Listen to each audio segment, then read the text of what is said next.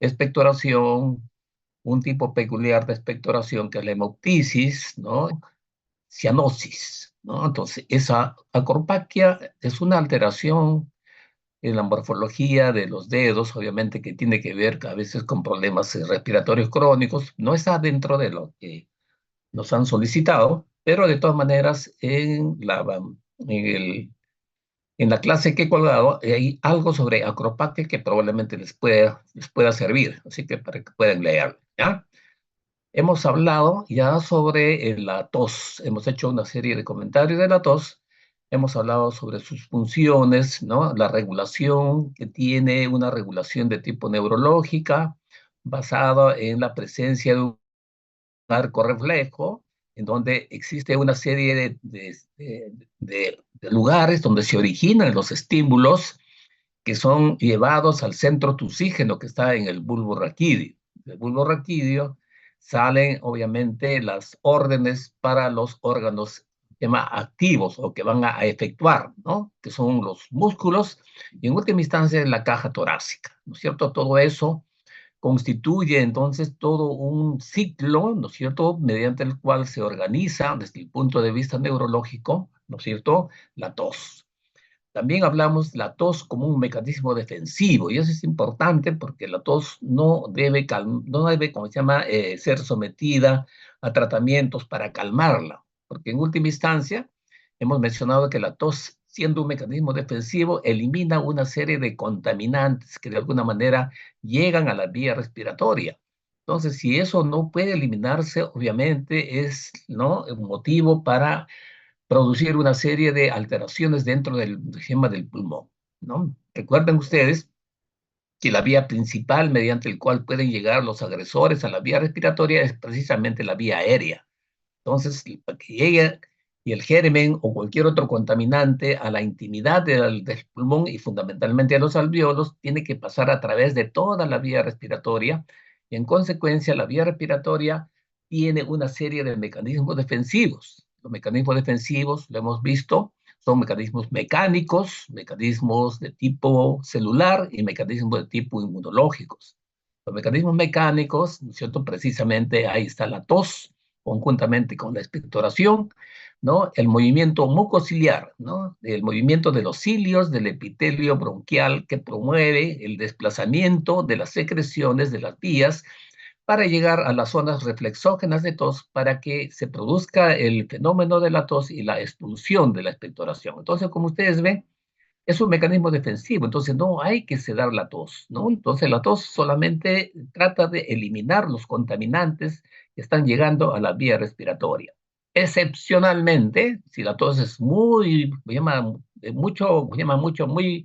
eh, muy fastidiosa, muy intensa, que sobrepasa esta capacidad defensiva, podríamos de alguna manera tratar de calmar la tos, ¿no? Pero en última instancia, considerando como un mecanismo defensivo, hay que tratar la causa que lo está originando más que el síntoma que es simplemente la tos y la expectoración, ¿no? Entonces, esa es la idea. Hemos mencionado precisamente todas estas características y vamos a seguir con la exposición que hemos tenido ya en las horas de la tarde. Este es el mecanismo fisiopatológico y hemos visto ya que la tos tiene tres fases desde el punto de vista semiológico: una primera fase de inspiración profunda y cierre de la glotis, ¿no es cierto? Y pasa a una segunda fase donde hay una contracción de los músculos respiratorios. Esto determina un incremento de la presión dentro del pulmón, ¿no? Y obviamente todo el gas que se encuentra dentro del pulmón, ¿no? Se incrementa la presión y como se mantiene todavía la glotis cerrada, ¿no es cierto? La presión es bastante intensa para que pase a la tercera fase en donde va a haber una apertura brusca de la glotis y en consecuencia el aire sale a toda velocidad arrastrando, ¿no?, el producto de las secreciones bronquiales, ¿no? Entonces arrastra al exterior el contenido de la vía respiratoria, ¿no? Entonces, el mecanismo, en última instancia, pues el mecanismo está regulado, ¿no es cierto?, por un centro tusígeno que está en el bulbo raquídeo y los estímulos parten de varias estructuras. Acá les mencioné este esquema en donde de alguna manera nos puede orientar los posibles orígenes de la tos, ¿no? siendo el centro tusígeno un centro que se encuentra en el bulbo. Sin embargo, tiene aferencias que vienen de la corteza cerebral, de tal manera que nosotros voluntariamente podemos modificar la tos o podemos inclusive toser, ¿no es cierto?, de manera voluntaria nosotros, ¿no? Esa es la tos del paciente nervioso, ¿no? Pero también el centro tusígeno puede tranquilamente ser estimulado también, ¿no? Por la estimulación de los receptores que se encuentran fundamentalmente en el aparato respiratorio, ¿no? Dentro del aparato respiratorio hemos dicho que hay zonas muy selectivas y muy, que se llama, sensibles a los estímulos, que se llama, tusígenos, como son la irritación de la laringe, especialmente la parte posterior, ¿no? La zona intermedia de las cuerdas vocales, ¿no es cierto? La bifurcación de la tráquea y la bifurcación de los grandes bronquios, ¿no? Entonces ahí existen receptores que prácticamente son estimulados para poder generar la tos. También dijimos que si bien es cierto, la tos es una manifestación con mucha frecuencia relacionada con patología respiratoria, también hemos mencionado que pueden haber estímulos procedentes de órganos extrarrespiratorios, ¿no? Uno de ellos es la estimulación del conducto auditivo externo, ¿no? La irritación de la pleura, del peritoneo y de la cápsula hepática. En estos casos, obviamente, estas son estructuras extrarrespiratorias y la tos, en este caso, no tiene, pues, lo que llama la calidad de ser un síntoma que está llama, originado en el aparato respiratorio. Entonces hay que hacer una valoración, si bien es cierto, no es muy frecuente, pero ¿no? Hay que tener en cuenta esta posibilidad. También dijimos que a pesar de ser el aparato respiratorio el centro fundamental para la generación de los estímulos para la tos, sin embargo, puede haber zonas en el intersticio pulmonar, en el parénquima pulmonar, que no generan este tipo de estímulos. En consecuencia, pueden haber lesiones cavitarias, etcétera, silenciosas en el pulmón, ¿no?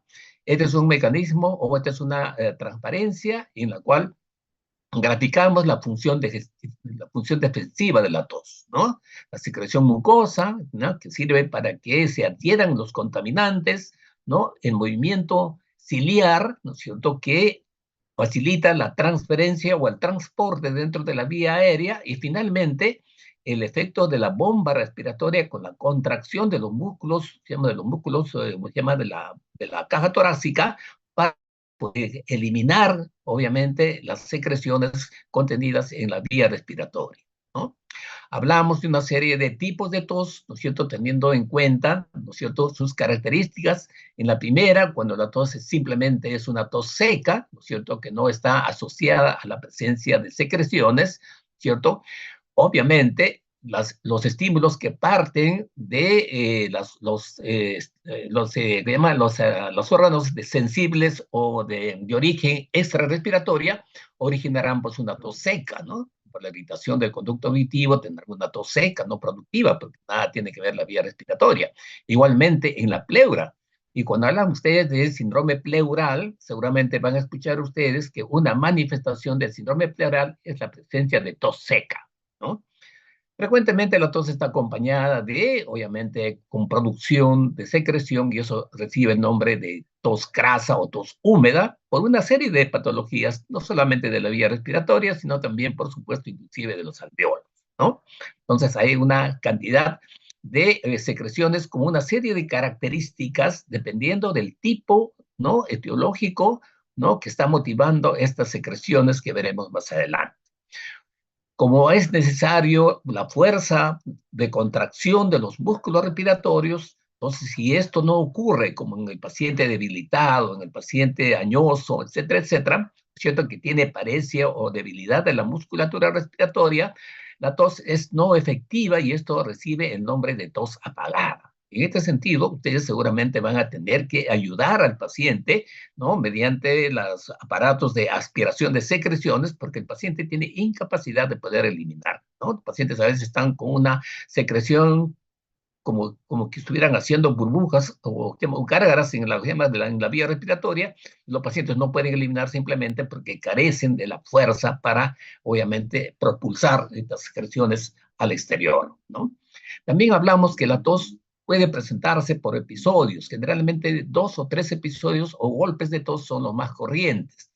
Solamente en una patología que felizmente no es tan frecuente en nuestro medio, es en la cual se presenta la tos convulsiva o tos ferina, hemos mencionado que puede haber hasta 4 o 5 episodios que interrumpen inclusive la respiración del paciente, ¿no? De estos 5 episodios, pues, obviamente le da también la denominación de tos quintosa, que es característica de la tos convulsiva o tos ferina, ¿no?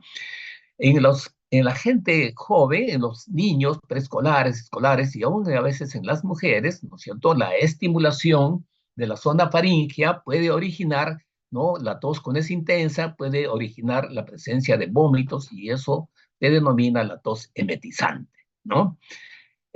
Algo parecido a la tos del paciente debilitado es la tos contenida, pero ¿cuál es la diferencia? La tos contenida se debe a que el paciente no realiza el esfuerzo de la tos para la expectoración por un problema de tipo doloroso. El paciente tiene dolor al momento de poder toser, puede ser, por ejemplo, una contusión costal, una fractura costal o una irritación de la pleura. Entonces el paciente cuando respira profundo le duele, e inclusive el paciente entonces no puede toser, ¿no? Con la libertad y con la intensidad que tose una persona normal, ¿no? Entonces eso se llama tos contenida, el paciente se contiene, ¿cierto?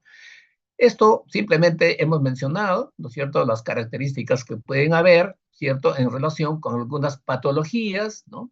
Le dijimos en relación a las secreciones que pueden proceder ¿cómo llaman? De las amígdalas, de los adenoides, de la faringe y de los senos, ¿cierto? Les hemos dicho que hay que diferenciar la vía respiratoria en dos partes, ¿ya? Vías respiratorias altas y vías respiratorias bajas.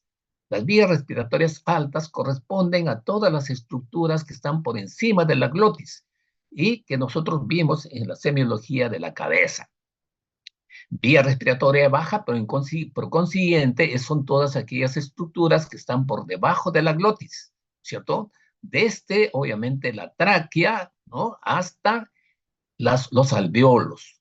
Recuerden ustedes que los bronquios también obviamente se arborizan y se van dividiendo de tal manera que entre la tráquea y el bronquio terminal, que son vías de conducción, ¿no? La vía respiratoria se ha dividido entre 17 a 19 divisiones.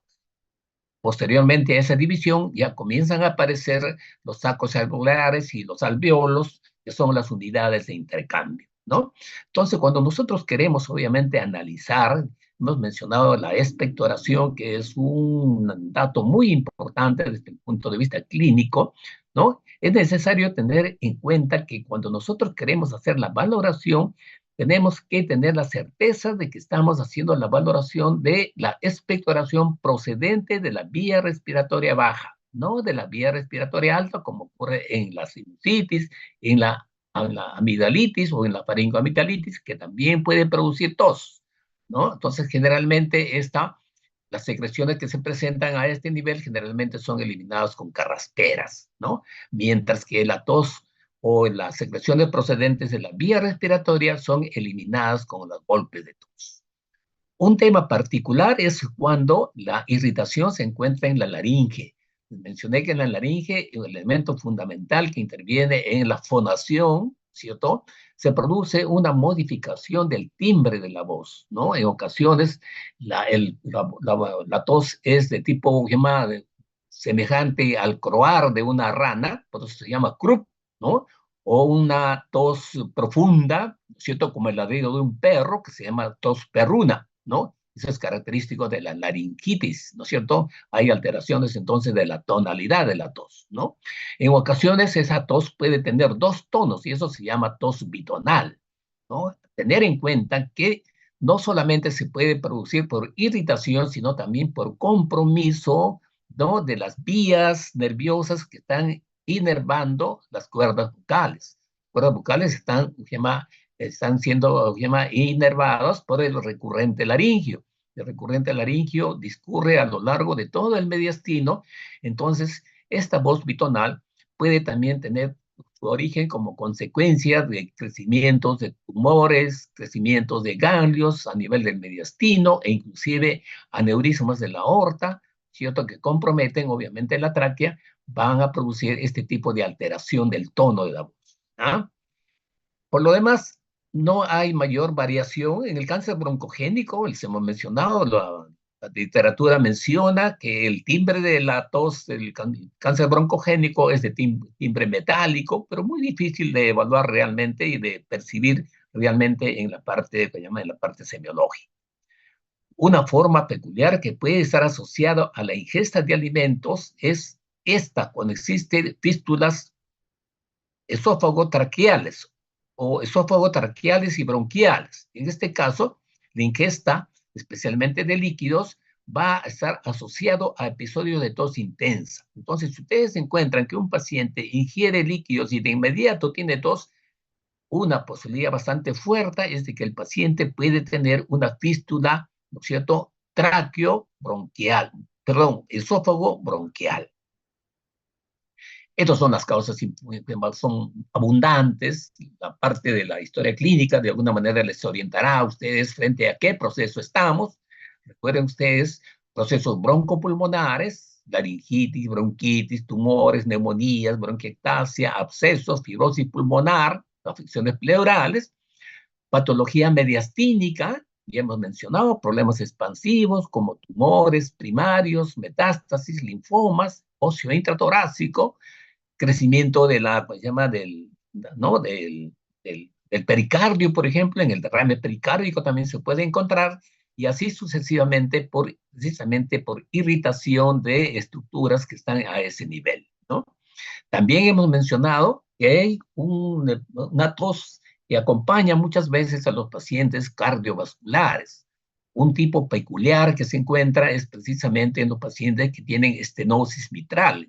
Cuando pasemos al capítulo de aparato cardiovascular, van a ver ustedes que la estenosis mitral se caracteriza básicamente por presencia de tos e inclusive expectoración con rasgos de sangre, ¿no? En la insuficiencia cardíaca hay congestión, obviamente, de la mucosa bronquial y por consiguiente puede también haber, obviamente, tos, inclusive tos productiva. Igual ocurre en el coro pulmonar.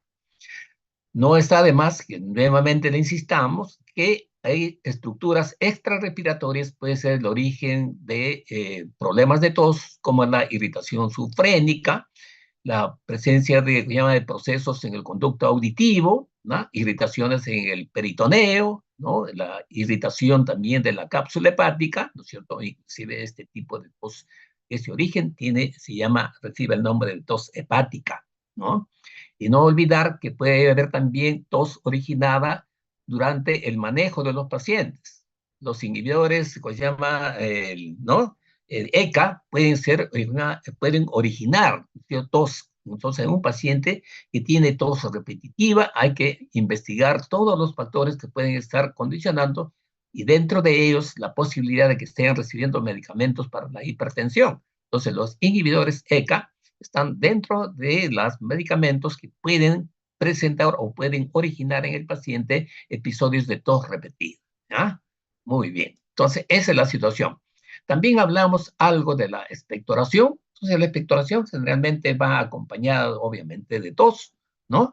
Pero consiste simplemente en la eliminación de secreciones bronquiales, ¿no es cierto?, que se encuentran en la vía respiratoria, ¿no es cierto?, y que son eliminados precisamente por el golpe de tos, ¿cierto? Y genera una secreción que nosotros lo conocemos como esputo. Entonces, el esputo es un proceso que traduce la presencia de un proceso irritativo dentro del sistema broncopulmonar, ¿no? Porque el esputo siendo un mecanismo defensivo, ¿no es cierto?, se va a estimular las células, obviamente, mucinosas y el aparato de secreción del esquema de mucus, ¿no?, de la vía bronquial, ¿no? Y en consecuencia se va a producir un incremento de la producción de moco, ¿no? Estas secreciones hemos mencionado que tienen que ser transportadas por las cilias de la mucosa bronquial. En este sentido es importante porque seguramente ustedes han escuchado, hay patologías en las cuales el paciente puede tener un defecto de la movilización por parálisis de las cilias, ¿no? A veces es un desorden de tipo genético, se llama el síndrome de la cilia inmóvil. En estos casos los pacientes carecen, tienen las células ciliadas, pero los cilios no se mueven. Y en consecuencia las secreciones se acumulan Y la presentación clínica de los pacientes son infecciones respiratorias a repetición, ¿no? Entonces, ese es el problema, obviamente, del esto. También van a ver ustedes que en algunas infecciones, especialmente las infecciones virales o la exposición al frío, de alguna manera disminuye la movilidad de los cilios. Y ustedes han visto definitivamente que estas exposiciones tranquilamente pueden motivar que las mucosas o la vía respiratoria se infecte, ¿no es cierto? Entonces, eso es importante, entonces, el movimiento ciliar, ¿no? Ahora, el esputo, como hemos mencionado, siendo una respuesta defensiva, ¿no es cierto?, tiene una serie de componentes. Tiene un componente líquido y tiene un componente fibrino reticular tridimensional producido por o constituida por mucoproteínas, mucopolisacáridos, ¿no? Y tiene obviamente una fase fluida, ¿no es cierto? Y todo esto englobado en una malla de retículo, ¿no? Ese es el esputo, ¿no es cierto?, en cuanto a sus características. Normalmente hemos mencionado que tenemos una pequeña producción de esputo que no está más de los 100 mililitros en 24 horas y que lo deglutimos de manera inconsciente, ¿no? También acá hay que tener en cuenta que los niños, ¿cierto?, no tienen la capacidad de expectorar, igualmente a veces con las mujeres, ¿cierto? Y muchas de las expectoraciones a veces se degluten, ¿no? Por eso cuando nosotros queremos evaluar a veces pacientes con patología respiratoria con poca secreción bronquial, entonces nosotros lo que hacemos a veces es hacer un sondaje nasogástrico para poder obtener el esputo que ha sido deglutido, ¿no? Entonces,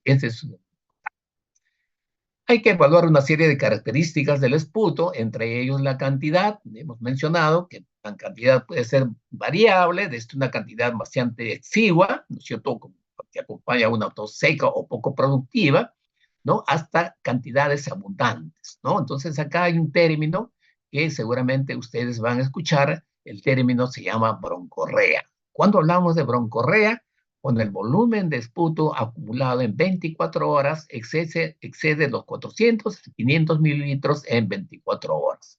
Esa es una broncorrea. Característica de los pacientes con bronquitis crónica, ¿no es cierto? E inclusive otros tipos de patologías en las cuales puede haber acumulación dentro de las vías respiratorias deformadas, alteradas, como ocurre en las bronquiectasias, ¿cierto?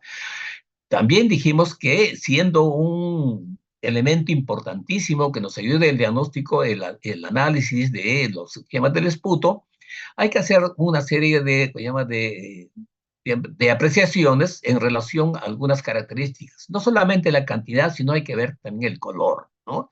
Generalmente el color es incoloro, por ejemplo, en las infecciones de tipo viral, ¿no? En este caso, a veces predomina más la fase líquida, que es prácticamente transparente, ¿no es cierto? Y puede ser translúcido, como ocurre a veces en las infecciones virales o inclusive en el asma. Pero cuando se produce por irritación y hay obviamente presencia de células que van a degenerar, como ocurre en las infecciones respiratorias, ¿no? El esputo va a tener una variación en su color, puede ser amarillento o puede ser verdoso, ¿no es cierto? Y eso recibe el nombre de expectoración mucopurulenta. Inclusive la coloración nos puede dar una cierta orientación para la patología posible que puede tener el paciente. Por ejemplo, los pacientes que tienen una neumonía por Streptococcus pneumoniae tienen una expectoración, ¿no?, llamada expectoración herrumbrosa, semejante al color ladrillo, inicialmente, ¿cierto? Que es muy sugestivo. Los pacientes que tienen una infección por estafilococo tienen una expectoración que es un amarillo oro. Los pacientes que tienen una expectoración grisácea, que realmente está acompañada, ¿no?, por infecciones, especialmente por gram negativos. Y también es característico, muy sugestivo, el esputo azulado que puede haber en los pacientes que tienen infecciones por gérmenes de otra naturaleza, ¿cierto? Entonces, esta es importante entonces el estudio del esputo y preguntar al paciente sobre estas características porque de alguna manera nos puede orientar, ¿cierto?, a lo que puede estar pasando, ¿no? En los pacientes que pueden tener inclusive también expectoración francamente verde, como en la neumonía gaseosa, especialmente los pacientes cuando tienen ictericia, y una expectoración especial en la cual hay rasgos de sangre llamados los esputos hemoptoicos. Se presenta no solamente en la tuberculosis, sino en varias otras, pero como la tuberculosis es una enfermedad prácticamente endémica entre nosotros, obviamente hay que parar la oreja, ¿cierto? También hay que ver la forma. La forma precisamente depende de la proporción entre la fase líquida y la fase, obviamente, la fase se llama mucoide, ¿no? El esputo generalmente, ¿no es cierto?, tiene su forma, ¿no? Cuando predomina o está en equilibrio la fase mucoide con la fase líquida, ¿no? Pero cuando el esputo tiene más predominancia de la fase líquida, prácticamente se desparrama en la escupidera, ¿no? Mientras que el esputo que tiene un contenido que se llama mucoso es globoso, ¿no es cierto? Bien formado, ¿no? El esputo purulento también por sus propias características de tener células degeneradas, ¿no? Pierde esta capacidad de ser globoso y más bien es redondeado, plano y de bordes recortados, ¿no? El olor también, es imposible encontrar el olor, ¿no es cierto? Sin llegar a excesos, de repente lo más llamativo que quiero que ustedes graben es la presencia de una expectoración con un olor semejante a la carne descompuesta. Eso ocurre cuando el paciente tiene lesiones necróticas, ¿no es cierto? Necróticas, ¿no? En la vía respiratoria, ¿no? En la vía respiratoria. O yo no sé por qué los 10 minutos se ven, ¿no? Sabor salado, etcétera, etcétera, ¿no es cierto? Que pueden tranquilamente. Esta es la característica del esputo, ¿no es cierto? Algunas formas de expectoración, uno solamente quiero llamarle la atención, ¿no? Que en la bronquiectasias, que hay broncorrea, cuando uno deposita el esputo de 24 horas en una copa, hay una estratificación en las capas, una capa superior aireada, una capa mucosa, otra capa mucopurulenta y otra purulenta, ¿no? Generalmente en la bronquiectasia se presenta en una expectoración abundante durante las primeras horas de la mañana, tan pronto despierte el paciente y posteriormente el paciente deja de expectorar. Eso se llama la toalé bronquial, ¿no? La toalé bronquial, ¿no? En el absceso hay una buena cantidad de esputo que se puede eliminar, ¿no es cierto? Y puede originar un tipo peculiar de expectoración llamada la vómica. Igualmente ocurre en el quiste hidatídico, que se apertura la vía respiratoria cuando, obviamente, y origina, pues, obviamente, la eliminación del contenido del quiste, que es de tipo líquido y salado, de una manera explosiva, y recibe el nombre, obviamente, también de vómica hidatídica. En la gangrena es el paciente que tiene una necrosis pulmonar, ¿no? Origina, pues, un esputo muy fétido, semejante al pescado descompuesto. En el edema pulmonar, y hemos mencionado, la expectoración puede ser sonrosada, fluida, transparente, ¿no? En el embolismo pulmonar puede estar acompañado de la presencia de sangre. La hemoptisis es una forma peculiar de expectoración, entonces consiste en la eliminación de sangre procedente de la vía respiratoria baja, ¿no? Puede ser, obviamente, en pequeña cantidad, cuando está mezclado con expectoración se llama esputo hemoptoico, ¿no es cierto? Pero cuando está solamente construida por la sangre es la hemoptisis propiamente dicha. Es una situación bastante llamativa y que preocupa mucho al paciente y, por supuesto, también es necesario que el médico ponga una serie de atenciones, ¿no? Entonces, el origen, obviamente, es de toda la estructura que está por debajo de la vía respiratoria, ¿no? Entonces, pero sin embargo, por la boca se puede acompañar, ¿no? Se puede eliminar sangre procedente de otras vías.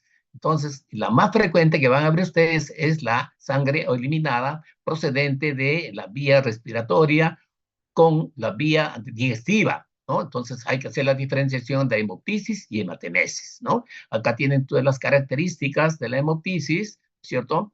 Es rojo rutilante, con cosquilleo faríngeo, acompañado de burbujas, ¿no es cierto? Mientras que la hematemesis procede del tracto digestivo, no sea alto, es rojo oscuro, acompañado de vómito, restos alimentarios y es ácido, ¿no? Y también hay que diferenciar la pseudohemoptisis. La pseudohemoptisis son todos los sangrados procedentes de la cavidad bucal, o sea, de la vía respiratoria alta, ¿no? Acá tienen ustedes una diferenciación entre hemoptisis y hematemesis que hemos mencionado en la anterior. Hay que ver el volumen es menos de 30, ¿no? Leve, y la masiva cuando excede los 600 mililitros al día, ¿no? Entonces, estos son los factores condicionantes mediante los cuales, ¿por qué el pulmón sangra fácilmente? La gran irrigación que tiene, ¿no? Las arteriolas y las vénulas aumentan de calibre en la medida que se acercan al ilio, de tal manera que las lesiones próximas al ilio son las más, esto llama sangrantes. En la tuberculosis, en las cavidades que se forman por la tuberculosis, hay formación de neovasos, eso se llaman los aneurismas de Reimüssen, que pueden rasgarse fácilmente con una mínima esfuerzo o con una tos, una pequeña episodio de tos, y el paciente puede tener sangrados a repetición. Procesos necrotizantes, abscesos, embolia pulmonar y vasculitis en las colagenopatías pueden tener. Estas son las causas de la hemoptisis infecciosas variadas. Prácticamente no hay cuadro infeccioso que no puede estar asociado, ¿no es cierto?, con presencia de rasgos hemoptóicos. No se olviden de las neoplasias, cáncer broncogénico, carcinomas metastásicos, trastornos cardiovasculares como la estenosis mitral, el infarto pulmonar, las cardiopatías congénitas, síndrome de vena cava superior y enfermedades parasitarias como el absceso amebiano, quiste diatídico y la estronquiloidiasis. Estos son una serie de otras causas, obviamente van a ver que inclusive en el 10 a 10% de, 15% de casos a veces no se puede encontrar la causa, ¿no? Lo más frecuente, recuerden, PVC, bronquitis, bronquiectasia y cáncer broncogénico, ¿no?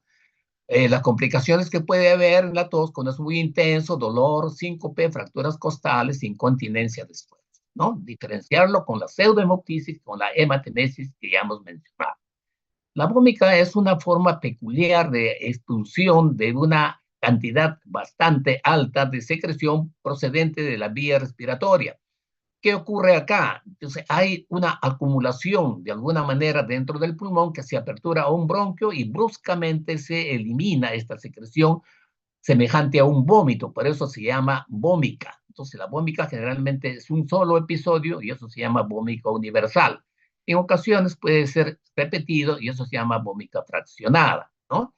Un tipo de vómica especial es la que se produce cuando hay una ruptura del quiste hidratídico y sale por la vía respiratoria. Entonces se expulsa un material líquido de sabor salado y presencia de membranas, ¿no es cierto?, de que es la fase larvaria del echinococco granuloso.